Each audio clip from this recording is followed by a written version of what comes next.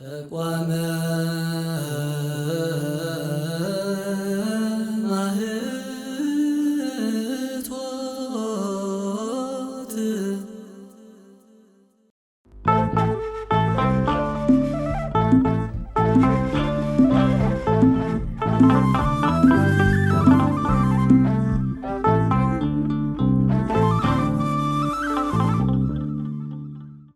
በስመ አብ ወወልድ ወመንፈስ ቅዱስ አሐዱ አምላክ። እዚ ኣብ ተቋመ ማይቶት ዝብል መርሃ ግብር ተቋመ ስም ብዝብል ንኡስ ዓምዲ ብዛዕባ ስም ሰፊሕን ዓሚቕን መጽናዕቲ ምግባር ዝምህር ፍሉይ መደብ እዩ። ኣነ መምህር ሚካኤል ፍቱየ ንሎሚ መጽናዕቲ ገይረ ሒዘልኩም መጽእ ዘለኹ ስም ከነውፅእ ኮለና ክንፈልጦምን ክንጥቀቐሎምን ዝግባአና 7 ነገራት ሒዘልኩም መጽእ ዘለኹ። ኣምላኽ ሰላም ብሰላም ጀሚሩ ብሰላም ንኸፈጽመኒ ብጸጉኡ ይደግፈኒ። ነዚ መደብ ንምትብባዕ ከዓ ኩልኩም ላይክ ሼር ሳብስክራይብ ንምባላይ ንምሕቕ። መጀመርያ ፍቁር ሓወይ ፍቅርቲ ሓፍተይ ግቡእ ቁኑዕን ስም ከተውፅእ እንተደኣ ደሊኻ ወይ ከዓ እንተደሊኺ ነዞም ዝነግረኩም ን7 ነገራት ክትጥቀሙሎም ትኽእሉ ኢኹም ማለት እዩ። ቀዳማይ ከተውፅኦ ደሊኻ ዘለኻ ስም ካብ ባህልኻ ድዩ ካብ ባህልኻን እምነትካን ምዃኑ ምርግጋጽ የድሊ። እቲ ካልኣይ ከዓ ትርጉም ከተውፅኦ ደሊኻ ዘለኻ ስም ትፈልጦ ዶ ወላይ ትፈልጦን ኢኻ። ታሪኽ ከተውፅኦ ደሊኻ ዘለኻ ስም ክትፈልጦ ዶ ከም ሳልሳይ ነጥቢ። ከም ራብዓይ ከዓ መወከሲ ከተውፅኦ ደሊኻ ዘለኻ ስም ትፈልጦ ዶ። ከም ሓምሻይ ከዓ ብንጹር ኣደማምፃን ኣፀሓሕፋን ከተውፅኦ ደሊኻ ዘለኻ ስም ክትፈልጦ ዶ ወላይ ትፈልጦን ኢኻ። ከም ሻድሻይ ከዓ ከተውፅኦ ደሊኻ ዘለኻ ስም ንመን ጾታ እዩ ዝወፅእ ትፈልጦ ዶ ወላይ ትፈልጦን ኢኻ። ከም ሻብዓይ ከዓ ከተውፅኦ ደሊኻ ዘለኻ ስም ንብዙሕ ድዩ ዋላ ንሓደ ዝወፅእ ስም ትፈልጦ ዶ ዝብል እዩ። እዞም 7 እዚኦም ቀለልቲ ነገራት ኮይኖም ክስምዑና ክእሉ እዮም፣ ግን ኣዝዮም ኣገዳስቲ እዮም ማለት እዩ። ስም ከነውፅእ ኮለና ቀንዲ ጥንቃቐ ዘድልዮም ክንጥንቀቐሎም ዝግባአና ዓበይቲ ነገራት እዮም ማለት እዩ።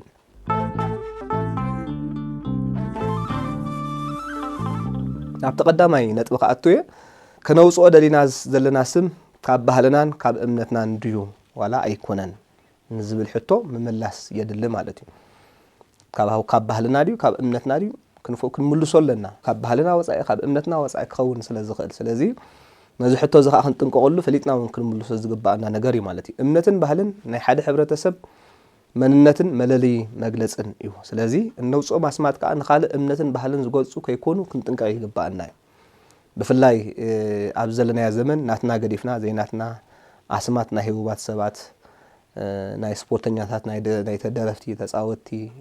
ናይ ብዙሓት እናተለምደ ይመጽእ ኣሎ ማለት እዩ። ኣዲኣ ሓዲጋ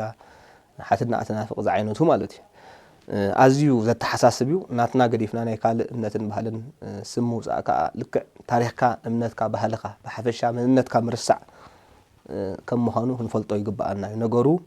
ከምዚ ክንገልጾ ፀናሕና ማለት እዩ። ኣዲኣ ገዲፋ ሓትና ኣተናፍቕ ከይኮነና ኣብ መጽሓፍ ቅዱስ ኩሉ ስማት ኣሎ፣ ቅቡልን ዘይቅቡልን ኣስማት ግቡእን ዘይግቡእን ኣስማት ስለ ዘሎ ታሪኽ እውን ብዙሕ ስለ ዝኾነ ኣብ መጽሓፍ ቅዱስ ብሽም ረኺብናዮ ዘይኮንና ንመራሕቲ ሃይማኖት ንመምህራን ቤተ ክርስቲያን ብግቡእ ሓቲትና ኣረጋጊጽና ከነውፅእ ይግባአና እዩ። ከም ባህል እንተደኣ ሪእና እውን ኣብ ሓደ ዓድታት ንባህሎም ጥራይ ዝውክል ስም ዘገድድ ሕጊ ኣወፃፅኣ ኣለዎም። ኣብ ሃገርና እውን ሕጂ ዳርጋ ይተኣታተሎ እነውፅኦ ዘለና ስም ባህልና ዝቕበሎ ምዃኑን ምርግጋጽ ከዓ ንሕጊ ሃገርና ተመልኪትና ከነውፅእ ይግባአና እዩ። ኣብቲ ሃገር ስም ዝወፀሉ ሕጊ እንተዘየለ ከዓ ኣብ ነውፅኦ ዘለና ስም ከዓ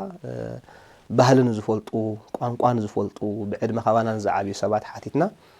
ስም ከነውፅእ ይግባአና እዩ። ስለዚ ስምና ኣብ እምነትናን ባህልናን ዝተመርኮሰ ክኸውን ይግባእ እዩ። ነዚ ኣረጋጊጽና ንመምህራን ቤተ ክርስቲያን ንመራሕቲ ቤተ ክርስቲያን ሓቲትና መጽሓፍቲ ተመልኪትና ብግቡእ ተገዲስና ንባህልናን እምነትናን ሓሊና ከነውፅእ ከም ዝግባአና በዚ ክንመሃር ንኽእል ኢና። ከም ካልኣይ ነጥቢ ድማ ትርጉም ከነውፅኦ ደሊና ዘለና ስም ንፈልጦ ዶ። ነዚ ሕቶ እውን ጥንቃቐ ዘድልዮ ተጠንቂቕካ ፈሊጥካ ክትምልሶ ዝግባእ ሕቶ እዩ ማለት እዩ። ነብሲ ወከፍና ትርጉም ናይ ሓደ ነገር መፍለጢ እዩ። ኣብ ህይወተይ ካብ ዘጋጥሙ ነገራት ብዙሓት ሰባት ትርጉም ሽሞም ንኽሓቱን ይነግሮም እሞ ትርጉም ስምካ እንታይ ማለት እዩ ኢለ ምስ ሓተትኩም መብዛሕትኦም ኣይፈልጦን እዮም ዝብሉ ማለት እዩ። ትርጉም ስምካ ዘይምፍላጥ ከቢድ እዩ፣ ኣዝዩ ከቢድ እዩ ማለት እዩ። ሓደ ሰባት ከዓ ትርጉሙ ምስ ሓተትካዮም እውን ታሪኹ ይነግሩካ እዮም፣ እዚ እውን ብዘይ ምፍላጥ እዩ ማለት እዩ። ስለዚ ትርጉም ምፍላጥ ተኸተውጾ ከነውጾ ደሊና ዘለና ወይ ከዓ ትርጉም ሽምና ምፍላጥ ኣብ ህይወትና ኣገዳሲ ነገር እዩ መጀመርያ መሰረታዊ ቤዚካል ኖውሌጅ ቀዳምነት መሰረታዊ ፍልጠት እዩ ማለት እዩ ሓደ ሰብ ትርጉም ስሙ ከይፈለጠ ስሙ ፈሊጥዎ እውን ክበሃል ኣይከኣልኒ ስምና ንፈልጦ ንኸውን ንኽእሊና ግን ትርጉሙ እንተዘይንፈልጦ ሽምና እውን ኣይፈለጥናያን ህይወትና እውን ኣይፈለጥናያን ዘለና ማለት እዩ እዚ ዝያዳ ኣጸጋሚ ዝገብሮ ትርጉም ሽምና ዝጠፍኣና ስለምንታይ እዩ ኣብ ዝብል ሕቶ ንምምላስ መብዛሕትኡ ሃይማኖታዊ ስም መብዛሕትኡ ኣብ ግእዝ ኣብ ዕብራይስጥ ዝተመስረተ ስለዘሎ ኣብ ዕብራይስጥን ኣብ ግእዝን ድማ ብዙሕ ኣፍልጦ ስለዘይብልና ትርጉሙ ዘይክንርድኦ ንኽእል ኢና ማለት እዩ ጥንታውያን ኣስማት ሃገርና እውን ትርጉሙ ዘይንፈልጦ ምስጢር ዘለዎ ብቕኔ ዝተገልጸ ብውስጠ ዝተገልጸ ብዙሓት ኣስማት እውን ክህልው ይኽእሎም ዋላ ቋንቋና ኮይኑ እውን ትርጉሙ ዘይንፈልጦ ክንከውን ንኽእል ኢና ማለት እዩ ኣብ ዘለናያ ዘመን ብፍላይ መብዛሕትኡ ሰብ ስም ክመርጽ ከሎ ትርጉሙ ብምስትምቃር ዘይኮነ ናይ ኣፉ ናይ ላህጅኡ ቃላቱ ወይ ከዓ ነቲ ስም ተሰሚዒ ይፈልጥኒ ተወፂ ይፈልጥኒ ሓድሽ ሽም እዩ ኢሉ እምበር ቃላቱ ኣስተማቂሩ እምበር ትርጉሙ ኣስተማቂሩ ይኮነ ስም ዘምውፅእ ስለዚ ትርጉም ምስትምቃር ኣዝዩ ኣገዳሲ ማለት እዩ ትርጉም ስም ከይፈለጥካ ንውላድካ ስም ምውፃእ ብናይ ውላድካ መጻእን መንነትን ምጽዋት ማለት ኮይኑ ይዝርዳእና ንዓይ ትርጉም ስምና ምፍላጥ ክሳዕ ክንደይ ኣገዳሲ ከም ዝኾነ ምእንቲ ክንርዳእ ኣብነት ኣምፂ ታሪክ ከረዳእኩም ክፍትኒ ኣብ ዘመን እዚ ልሙድ ዝውቱር ስም ኮይኑ ዘመናዊ ስም ኮይኑ ዘሎ ላሜክ ዝብል ሽም ኣሎ መጀመርያ ላሜክ ዝብል ሽም ምሁራን ቋንቋ ከም ዝሕብርዎ ሃራሚ ዝሃርም ብርቱዕ ፓወርፉል ሓያል ስትሮንግ ዝብል ትርጉም ይህብዎ እዮም ምሁራን ትርጓሜ እውን ላሜክ ማለት ለምን ትሊተ ዕረፍት ንዓይ ዕረፍቲ ንምንታይ እዩ ዕረፍቲ ኣየድልየኒ ዝብል ትርጉም ዓይነት ዘለዎ እዩ ማለት እዩ ስለዚ እዚ ስም እዚ ኣቦኡ ዘውፃሉ ኮይኑ ኣብዛ ምድሪ እዚኣ ብፃዕር ክንነብር ተፈሪድና ዕረፍቲ እንታይና እዩ ዕረፍቲ የብልናን ዕረፍቲ ኣየድልየናን እዩ ክንፅዕር ኣለና ንዝብል ሓሳብ እዩ ኣውፂዎ ማለት እዩ ስለዚ ንውላድና ስም ኣብ ካብ ቀዳሞት ቅዱሳን ኣቦታትና ሓደ ዝኾነ ላሜክ ምውፃእ ኩልኩል እኳ እንተዘይኮነ ትርጉሙ ግን ንዓይ ዕረፍቲ እንታይ እዩ ዝብል ትርጓሜ እዩ ዘለዎ ማለት እዩ ስለዚ ነዚ ፈሊጥና ንውላድና ከነውፃሉ ኣለና ትርጉሙ ከይፈለጥና ንውላዱ ከነውፃሉ ኣይግባአናኒ ቀዳሞት ኣቦታት ብፍላይ ማቱሳላ ኣቡኡ ንላሜክ ኣብዛ ዓለም ዕረፍቲ ስለዝሰኣነ ነቲ ዘጋጥሞ ብስመ ኩነት ንምግላጽ ብስም ወዱ ገሊጽዎ ላሜክ ኢሉ ገሊጽዎ ማለት እዩ እዞም ኣብ ዘለና ንውላድና ላሜክ ኢልና ንውፅእ ዘለና ድማ ስም ትርጉም ብዝግባእ ፈሊጥና ዲና ከይፈለጥና ዲና ንውፅኦ ዘለና ዋላ መጽሓፍ ቅዱስ ስለዝረኸብናዮ ጥራይና ንውፅእ ዘለና ንኣፍና ጥዒምና ዲና ንውፅኦ ዘለና መልሲ ካባና እዩ ማለት እዩ ከም ካልኣይ ኣብነት ክኾነና ድማ ማቱሳላ ዝብል ስም ብዙሕ ትርጉም ዘለዎ እኳ እንተኾነ ሓደ ካብቲ ዘለዎ ትርጉም ከዓ ማቱሳላ ማለት ተፈናዊ ተላእኺ ሜሴንጀር ማለት እዩ እዚ ተላእኺ ዝብል ስም ዝተዋሃዱ ከዓ ብዘመኑ ሞት ስለዝበዝሐ ሞት ተፈሪድና ሞት ተፈኒና ተላእኽና ንኽብሉ እዚ ስም ዝውፅኦምሉ ማለት እዩ ብኻልኣይ ትርጉሙ እንተዳእሪእና ስለዚ ማቱሳላ ዝብል ስም በታሪኹ ካብቶም ቅዱሳን ኣቦታት ካብ ደቂ ኣዳም ኩሉ ኣብ ዓለም ዘሎ ዝነውሕ ዕድመ ዝገበረ እንምርቆሉ ዕድመ ማቱሳላ ይሃብኩም ኢልና እንምርቆሉ ጽቡቕ ስም ከነውፅኦ ከዓ ዘይክልከል ስም እኳ እንተኾነ ከነውፅኦ ከለና ግና ትርጉሙ ፈሊጥና ብግቡእ ተረዲእና ከነውፅኦ ከም ዘለና ይግባእ በዚ ክንመሃር ንኽእል ኢና ትርጉም ምፍላጥ ኣገዳሲ እዩ ስለዚ ኣሓተይ ትርጉም ፈሊጥካ ምውፃእ ኣብ ስም ኣገዳሲ ከም ምኾነ ነዞም ክልተ ኣስማት ከም መምሃሪ ክኾኑና ክእሉ እዮም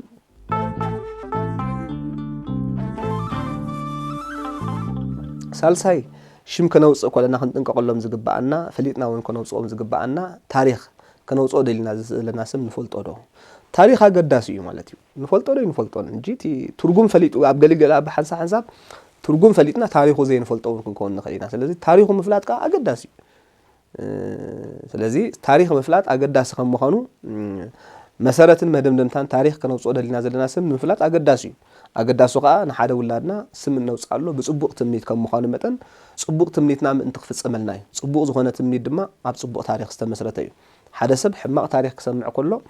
ስም ናይ በዓል ታሪክ ዋላ ጽቡቕ ይኹን ብሰምክ ታሪክ ኣብ ልዕሊ እቲ ስም ጽላእት ክሕድር ይኽእል እዩ ታሪክና ክጽብቕ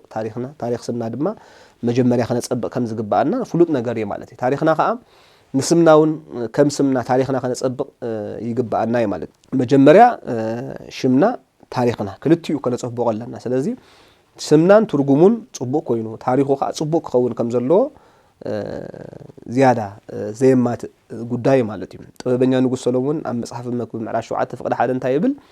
ይሄይስ ስም ሰናይ እማኣዛ ሰናይ ይብል ካብ ጥዑም ሽታ ጽቡቕ ሽም ይበልጽ ስለዚ ጽቡቕ ሽም ዘለዎ ታሪኽ ጽቡቕ ሽም ትርጉም ዘለዎ ሽም ክንሕዝ ኮለና እዩ ዝያዳ ደስ ብለና ሓደ ሰብ ታሪኽ ስሙን ናቱን ግብሩን ክልቲኡ ሕማቕ ክኸውን ከሎ ዝኾነ ሰብ ንግብሩ ዘተኣሳስሮ እንድሕር ታሪኹ ሕማቕ እንድሕር ኮይኑ ምስ ግብሩ የተኣሳስሮ ማለት እዩ ብቀደሙ ከምዝዶ ኣይኮነን ሽሙ ኢና ንንጸርፎ ማለት እዩ ገሌና እውን ግብርና ጽቡቕ ክደሱ ታሪኽ ስምና ግን ሕማቕ ምዃኑ እንተዳ ፈሊጥና ግብርና ጽቡቕ ክነሱ ታሪኽ ስምና ሕማቕ ብምዃኑ ብዛዕባ ስምና ክላዓል ከሎ ጽቡቕ ኣይስምዓናን እዩ ነቲ ታሪኽ ሕማቕ ታሪኽ ስምና ክላዓል ከሎ ብስምና እውን ኣይንኮርዓና ማለት እዩ ታሪኽ ስምና ምፍላጥ ክሳዕ ክንደይ ኣገዳሲ ከም ዝኾነ ንኽንርዳእ ናይ ሰለስተ ፍሉጣት ኣስማት ታሪኽ ሕፀር ኣቢለ ክነግረኩም እየ ቀዳማይ ቃየን ማለት ብረድኤት እግዚአብሔር ዝተረኸበት ጥሪት እግዚአብሔር ማለት እዩ ቃየን ዝብል ስም ኣቦና ኣዳምን ሔዋን መጀመርያ ምስ ወለዱ ንውላዶም ዘውፅሉ ስም እዩ ብትርጉም ሽሙ ኣበር ዘይብሉ ዋላ በኣዳማ ምጻቃሉ ጥዑም እዩ ቃየን ማለት ረድኤት እግዚአብሔር ዝተረኸበ ብጥሪት እግዚአብሔር ናይ እግዚአብሔር ንብረት ማለት እዩ ኣዝዩ ደስ ዘብል ሽም እዩ ብትርጉሙ እንተዳርየና ነገር ግና እቲ ብረድኤት እግዚአብሔር ዝተረኸበ ውላድ ረድኤት እግዚአብሔር ረሲዑ ኣብ ሓይሉ ኣሚኑ ብቕንዒ ዓዊሩ ንሓዊ ኣቤል ብግፍዕ ስለ ዝቐተለ እዚ ጽቡቕ ትርጉም ዘለዎ ሽም ብታሪኹ ተበሊሉ ማለት እዩ ሕማቕ ታሪኽ ኮይኑ ብሰንኪ ታሪኹ ከዓ ሎሚ ኣብ ዘለናያ ዘመን ጽቡቕ ትርጉም ሽም ከለዎት ቃየል ዝብል ሽም ብሰንኪ ታሪኹ ሰብ ዘይጽዋዓሉ ሽም ናይ ክፉእ መግለጽ ሽም ኮይኑ ማለት እዩ ስለዚ ታሪኽ ኣብ ስም ኣገዳሲ እዩ ማለት እዩ ካላ ይሁዳ ማለት እሙን ተኣማኒ ማለት እዩ መጀመርያ በሰብ ዝተጸውዐ ከዓ ካብ ልያ ምበራብዓይ ዝተወልደ ወዲ ቦና ያዕቆብ ይሁዳ እዩ ከንቲ ብኤቦር ምኽንያት ዕብራውያን ዝተባህሉ ብፋርያስ እውን ፈሪሳውያን ዝተባህሉ ብይሁዳ ምኽንያት ድማ ኣይሁድ ተባሂሎም ማለት እዩ ኣይሁድ ዝብል ዓሌት ካብ 12 ነገደ እስራኤል ሓደ ነገድ ኮይኑ ትርጉም ስሞም እሙናት ማለት እዩ ይሁዳ ማለት እሙን ማለት ስለ ዝኾነ ኣይሁድ ክንብል ኮለና እሙናት ማለት እዩ ግብርናይ መብዛሕትኦም ግና ከምቲ መጽሓፍ ቅዱስ ንሪኦ እዩ ማለት እዩ ኣብ መጽሓፍ ቅዱስ በዚ ስም ዝተጸውዐ ካልእ ካብ 72 ናርድእቲ ዝኾነ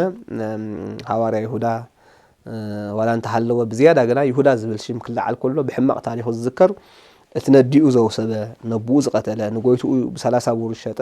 ስሙን ግብሩን ዘይተሰማምዐ ይሁዳ ኣስቆሮታዊ ይሁዳ ውዲ ስምዖን እዩ ከምቲ ኣቐዲሙ ዝተገልጸ ይሁዳ ማለት እሙን ማለት ከም ዝኾነ ይሁዳ ኣስቆሮታዊ ግና ነዛ ጽቡቕ ትርጉምን ታሪኽን ዝነበራ ስም በሊልዋ ብሕማቕ ታሪኽ በሊልዋ ማለት ስለዚ ይሁዳ ዝብል ስም ጽቡቕ ትርጉም ዋላ ይሃልዎ እሙን ማለት እንተኾነ ብሰንኪ ናቱ ታሪኽ ግና ይሁዳ እሙን ክነሱ ግን መጸውዒ ከሓዲ ኮይኑ ማለት እዩ ስለዚ በዚ ሕማቕ ታሪኹ ድማ ከነውፅኦ ዘይንምረጽ ናይ ከሓዲ መግለጺ ንሓደ ሕማቕ ዝገብር ሰብ ወይ ከዓ ከሓዲ ተኮይኑ ይሁዳ ኢኻ ትብሎ ማለት ስለዚ ታሪኽ ፈሊጥካ ምውፃእ ክሳዕ ክንደይ ኣገዳሲ ምዃኑ በዚ ናይ ይሁዳ ሽም ክንመሃር ንኽእል ኢና ካልእ ከም ሳልሳይ ሽም ነዋለድ መወከሊ ዝኾነልና ከዓ ሜልኮል ወይ ከዓ ብትግርኛ ሚካል ዝብል ተጻሒፉሎ ሚካል ሜልኮል ዝብል ትርጉሙ ጽብቕቲ ምልክዕቲ ዝብል ትርጉም ዘለዎ ኣበር ዘይብሉ እዩ ትርጉሙ ግን ኣብ ታሪኽ ሜልኮል ጓል ንጉስ ሳኦል ሚካል ማለት እዩ ንንጉስ ዳዊት በቲ ጅግንነቱ ሪኣ ንጎልያድ ምስ ሰዓሮ ፈትያቶ መልክዑ ሪኣ ብሂጋቶ ተመሪዓቶ ማለት እዩ ኣቡኡ ከዓ ሰብኣይ ክኾኖን ዳዊት ሰብኣይ ክኾና ሂብዋ ማለት እዩ ንንጉስ ዳዊት ከም ህያብ በቃ ከም መግለጽ ጅግንነት ይሂብዎ ማለት እዩ ንጉስ ዳዊት ኣብ ቅድሚ ታቦት እግዚአብሔር ክዝምር ምስ ረኣየቶ ግና ጓል ንጉስ ያ በቲ ሓደ ወገን ከዓ ምልክዕቲ ኣገርምቲ ሽዑ ንንጉስ ዳዊት ንዕቃቶን ኣቃሊላቶን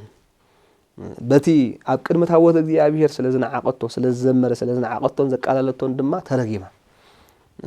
ወይ ወሃባ ወልደ ለሜልኮል እስከ ኣመ ሞተት ይብል ክሳዕ ትመውት ውላድ ድበሃል ከይሞተት ተረጊማ ሞይታ ማለት እዩ ስለዚ ሜልኮል ሚካል ብታሪኻ ጽቡቕ ዘይኮነ ታሪኽ ዘለዋ እያ ግጽኛ እቶም ንጓልና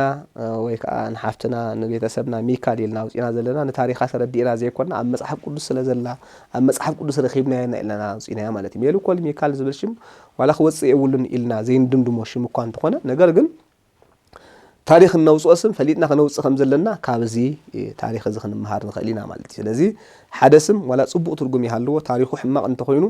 ከነውፅኦ ስለዘይምከር ስም ከነውፅእ ኮለና ታሪኹ ፈሊጥና መጀመሩን መደምደምቱን ፈሊጥና ተረዲእና ነቲ ሽም ከነውፅኦ መረዳእታ ዝኾነና ዘን ሰለስተ ዓበይቲ መረዳእታት ሂበኩም ኣለኹ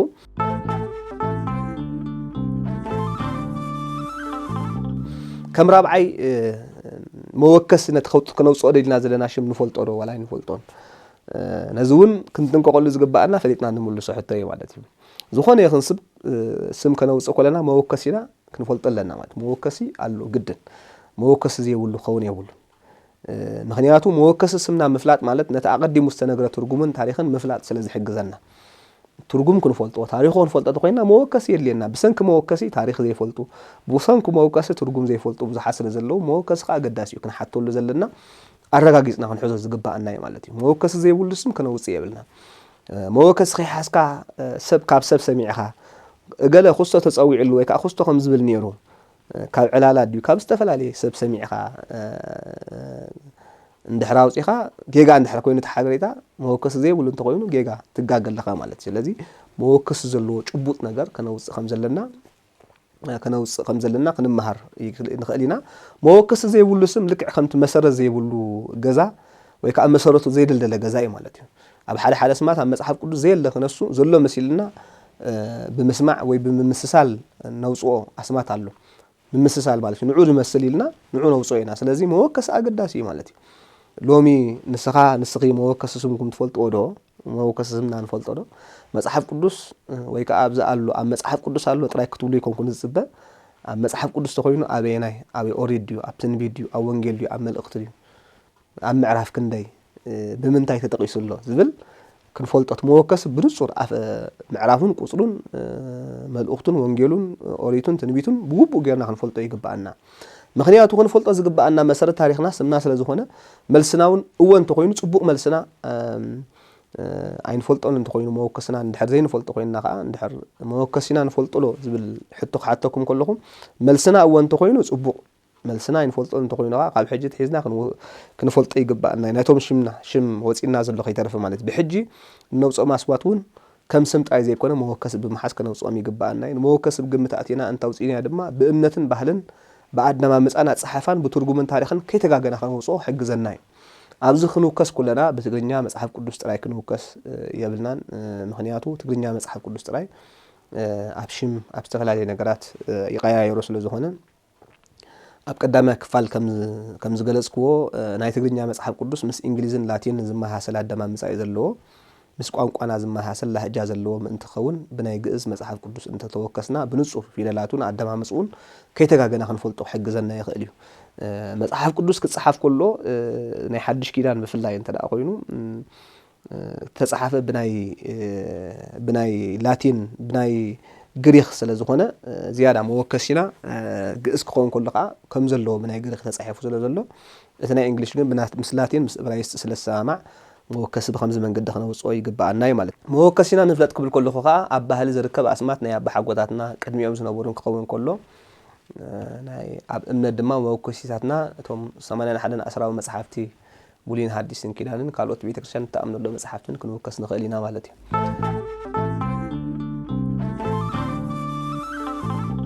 ከም ሓምሻይ ሽም ከነውጽእ ከለና ክንጥንቀቀሎም ዝግባአና ብንጹር ኣደማምጻን ኣጸሓፋን ከነብጽኦም ዘዲና ስም ንፈልጦ ዶ እዚ ሕቶ ከዓ ክንጥንቀቀሉ ፈሊጥና እውን ክንምለሶ ዝግባአና እዩ ከነውጽኦ ዘዲና ዘለና ስም ኣደማምጹን ኣጸሓፉን ከይፈለጥና ስምና ከነውጽእ ምፍታን ንብዙሕ እንጸይቲ መጥመሪአን ልሕጺ ወይ ከዓ ብገመድ ከይኣሰርካ ክስከሙ ምፍታን ብልሕጺ ከይኣሰርካ ክስከሙ ምፍታን ማለት እዩ ንስሞም ሙሉእ ህይወቶም ኣደማምጹን ኣጸሓፉን ከይፈለጡ ዝነብሩ ብዙሓት ሰባት ኣለዉ ከም ኣብነት እንተዳሪና ማቴዎስ ዝብል ሽም ክነሱ ማቲወስ ዝብሉ ኢሉ ኸድምጾ ከሎ ክጽሕፎ ከሎ ጌጋይ ማለት እዩ ስማ ዮካብል ክነሳ ዮካቤል ዝብሉሎ ይቤል ስም ጣዖት ማለት እዩ ኢሎም ከድምጾ ከሎ ይሕዝነካ ማለት ስሙ ሶሎሞን ክነሱ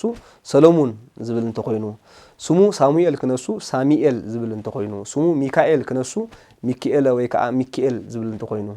ስሙ ዳንኤል ክነሱ ዳንኤል ወይ ከዓ ዳኑኤል ዝብል እንተኮይኑ ስሙ ዮሐንስ ክነሱ ዮሐንስ ዝብል እንተኮይኑ ስሙ ታዴዎስ ክነሱ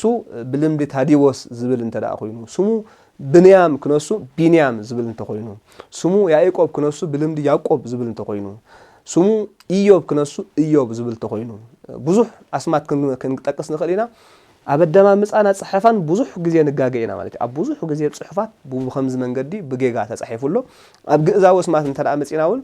ስማ እቅብተ ማርያም ክነሳ ዕቁባ ማርያም ተጽሕፎ ጌጋ እዩ ዝሕጂ ንጓል ድውክል ኣይኮነን በተወሳኸውን ዕቁበ ማርያም ንወዲ ይድበሃል ዕቁበ ማርያም ክነሱ ዕቁባ ማርያም ዝብሎ እንትኮይኑ ንወድውን ዝገርም ኣንስማት ከኣለዋ ኣምደ ጽዮን ኣምደ መስቀል ዝብላ ኣለዋ ኣምደ ኢና ንብል ኣምደ ግን ዓንደ ጽዮን ዓንደ መስቀል ኢልና በዓልና ናብ ጸርፍ ገጽና ንቕይሮ ተስም ማለት እዩ ኣደማምጽኡን ኣጽሓፍኡን ስምካ ዘይምፍላጥ እዝውን ጸገም እዩ ማለት እዩ ከምዚኦም ዝኣመሰሉ ኣስማትን በኣጽሓፍኦምን ኣደማምጽኦምን እንጋገዮም ኣዝዮም ብዙሓት እዚኦም ንኣብነት የተቀሲዮም ብዙሓት ኣለዉ ስለዚ ኣብቲ እነውጽኦ ስም መሰረታዊ ጸገም ከህሉ ስም ከነውጽእ ኮለና ኣጽሓፋን ኣደማምጻን ስምና ብንጹር ክንፈልጥ ይግባአና እዩ እዚ ከዓ ስምና ንክንፈልጥ ናይ መጀመርያ ዝዓበየ ስጉምቲ ምዃኑ ክንግንዘብ ይግባአና ማለት እዩ መበል ሻድሻይ ስም ከነውጽእ ኮለና ክንጥንቀቀሎም ዝግባአና ከነጽኦም ደሊና ዘለና ስም ንመን ጾታ ይወጽእ ንፈልጦ ዶ ዋላ ይንፈልጦን ኢና እዚ እውን ክንጥንቀቀሉ ፈሊጥና ክንምልሶ ዝግባአና ሕቶ እዩ ስም ንወዲ ዝግባእ ንጓል ዝግባእ ንወዲ ክወሃብ ከሎ ኣዝዩ ዝሕዝን ማለት እዩ ሓደ ኣስማት ንኽልቲኡ ጾታ ዝወጽእ እኳ እንተሃለወ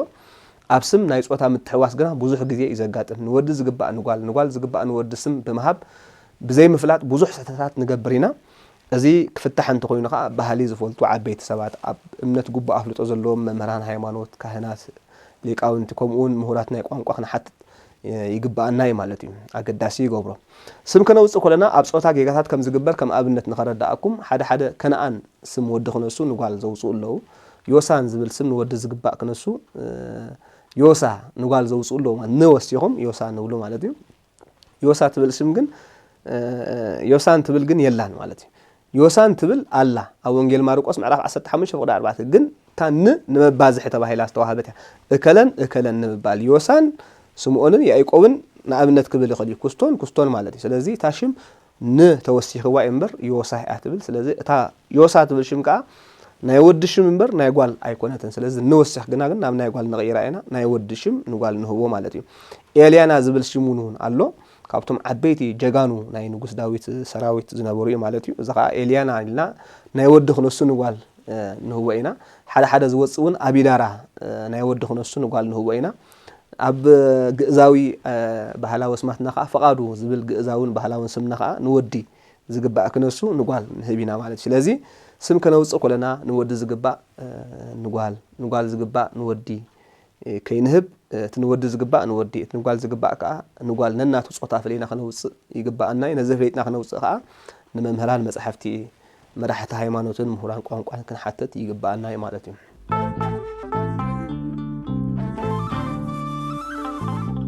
መበል ሻብዓይ ናይ መወዳእታን ስም ንኸነውጽእ ኮለና ክንጥንቀቀሎም ካብ ዝግባአና ሓደ ዝዓበየ ሕቶ ከዓ ከነውጽኦ ደሊና ዘለና ስም ንብዙሕ ድዩ ዋላ ንሓደ ሰብ ዝወጽእ ምፍላጥ እዩ እዚ እውን ተጠንቂቕና ክንምልሶ ፈሊጥና ክንምልሶ ዝግባአና ሕቶ እዩ ስም ከነውጽእ ኮለና ንሓደ ዝግባእ ንብዙሕ ዝግባእ ንሓደ ብምውጻእ ንጋገ ኢና ዝወጽእ ዘሎ ስም ንሓደ ድዩ ዋላ ንብዙሕ ኣነጺርና ክንፈልጦ ይግባአና እዚ ንኽንፈልጥ ከዓ ልክዕ ከምቲ ዝቀደመ ባህሊ ዝፈልጡ ዓበይቲ ሰባት ኣብ እምነት ጉባእ ኣፍልጦ ዘለዎም መራሕቲ ቤተክርስትያን መምህራን ካህናት ከምኡ ከዓ ምሁራን ቋንቋ ክንሓትት ኣገዳሲ ይገብሩ ማለት ስም ከነውጽእ ኮለና ኣብ ሓደ ናብ ብዙሕን ጌጋ ከም ዝፍጸም ብከምዚ ከነረጋግጽ ንኽእል ኢና ኪሩቤል ኢልና ንሓደ ሰብ ነውጽኢና ግን ናይ ብዙሓት እዩ ማለት እዩ ኪሩቤል ዝብል ናይ ብዙሓት እዩ ንሓደ ክወጽእ ዝግብኦ ግና ኪሩብ ወይ ከዓ ችሩብ ዝብል ሽም ማለት እዩ ሱራፌል ኢልና ነውጽኢና እዚ ናይ ብዙሓት እዩ ንሓደ ሰብ ነውጽኢና ግን ናይ ብዙሓት እዩ ማለት እዩ ግን ንሓደ ክወጽእ ከሎ ከዓ ሱራፊ ዝብል እዩ ማለት እዩ ነቢያት ኢልና ንሓደ ሰብ ንሓንቲ ሰብ ነውጽኢና ግና እዚ ናይ ብዙሓት እዩ ንሓደ ሰብ ከነውጽኦ ዝግባአና ግና ነቢይ እዩ ማለት ነቢያት ንርእሱ ናይ ዋልድ ሽም ኣይኮነን ናይ ሰውት እዩ ማለት እዩ ሃዋርያት ኢልና ንሓደ ሰብ ነውጽኢና እዚ ግና ንብዙሓን ዝወጽእ ንሓደ ሰብ ዝግባእ ግና ሃዋርያ ዝብል እዩ ቅዱሳን ኢልና ንሓደ ሰብ ነውጽኢና እዚ ግና ንብዙሓት ዝወጽእ እዩ ንሓደ ክወጽእ ዝግባእ ግና ቅዱስ ወይ ከዓ ቅድስ ዝብል ሽም እዩ ዋላ ነቢያት ሃዋርያት ጻድቃን ኢልና እንተብዛሕናዮን ንብዙሓት ኣወዳት እምበር ንኣዋልድ ኣይኮነን ዝወጽእ እዚ ስም እዚ ብኸመይ ተለሚዱ ነቢያት ሃዋርያት ቅዱሳን ጻድቃን ኢልና ንኣዋልድ ስለምንታይ ነውጽእ ብኸመይ ተለሚዱ እንተላኢልና ብልማድ ብኣሕጽሮተ ቃል ዝመጽእ ኮይኑ ይስማዓኒ ወለተ ነቢያት ወለተ ሃዋርያት ወለተ ቅዱሳን ይነብር እሞ ነታ ወለተ ሓዲግና ነቢያት ሃዋርያት ጻድቃን ቅዱሳን ኢልና ጥራይ ንጽውዖ ከም ዝብልም ዲ ወለተ ብርሃን ክነሱ ለተ ብርሃን ንብል ማለት እዩ ዝኻ ስለዚ እቲ ሽም ነቢያት ሐዋርያት ቅዱሳን ጻድቃን ዝብል ነውዳት ዝውሃብ ሽም ምዃኑ በዚ ክንርድኦ ንኽእል ኢና ፍትዋት ተኸታተልቲ ከም ፈቃድ እግዚአብሔር ኣብ ቀጻሊ ሳልሳይ ክፋል ትርጉም ናይ 12 ፍሉያት ኣስማት ብኣዝዩ መሳጢ ዝኾነ ኣገባብ ዓሚቕ መጽናዕቲ ዝተገብረሉ ከዳልወልኩም እየ ኣብዚ መደብ ዘለኩም ሓናጽ ሓሳብን ርእቶን ክጽበየ ነዚ መደብ ዝንምትብባዕ ድማ ላይክ ሼር ሳብስክራይብ ምባላይ ንሕመቕ ነዚ መደብ እዚ ቀጻሊ ስለ ዝኾነ ምእንቲ ክትከታተልዎ ተቋም ኣብ ዝብል ሽም ቻነል ተቋም ስም ኣብ ዝብል ንኡስ ዓምዲ ትርጉም ስም ኢልኩም ክትከታተሉ ይዕድመኩም ነዚ መደብ እዚ ተገዲስኩም ብምክታልኩም ይቐኒለይ